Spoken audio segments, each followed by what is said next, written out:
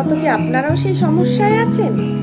বর্ষাকালে যেই সমস্যাগুলো আমাদের সবাইকে ফেস করতে হয়, বিশেষ করে রান্নাঘরের কিছু জিনিস নিয়ে, যেরকম চিনি, নুন, সেগুলো। তাহলে চলুন, আমার সমস্যার তো সমাধান আমি করেইছি, তার সাথে আপনাদের সমস্যাটাও আমি সমাধান করার চেষ্টা করছি। তো আমি আজকে এসেছি চিনির সমস্যাটা নিয়ে। চিনিটা কি হয়, বর্ষাকালে ভিজে যায়, যেই পাত্রেই থাকুক না কেন ভিজে যায়। তো তার জন্য একটা টিপস আছে। টিপসটা কি, খুব সাধারণ টিপস।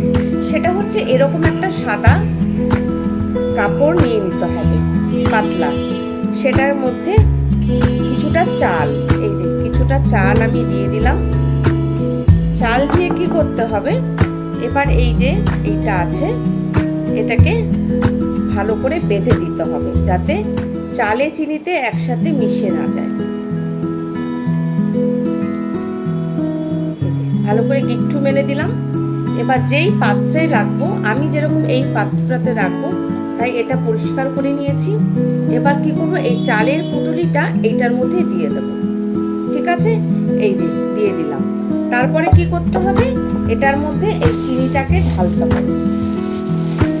চিনিটাকে আমি আস্তে আস্তে ঢেলে দিচ্ছি।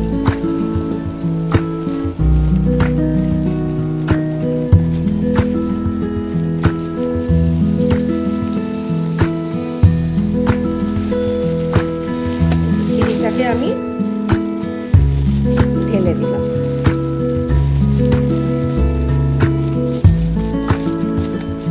যতটা প্রয়োজন এই যে চিনিটাকে আমি ঢেলে দিলাম। এবার আর কোনো চাপ নেই, চিনিটা যেরকম ড্রাই সেরকমই থাকবে। চামচটাও দিয়ে দিলাম। এই যে চিনিটা যেরকম দেখছেন ঠিক এরকমই ঝুরঝুরে থাকবে চিনিটা। এটাই হচ্ছে আজকের আমার টিপস। এবার বন্ধ করে দিলাম। কেমন লাগলো বলবেন, আর আপনারাও একটু পরখ করে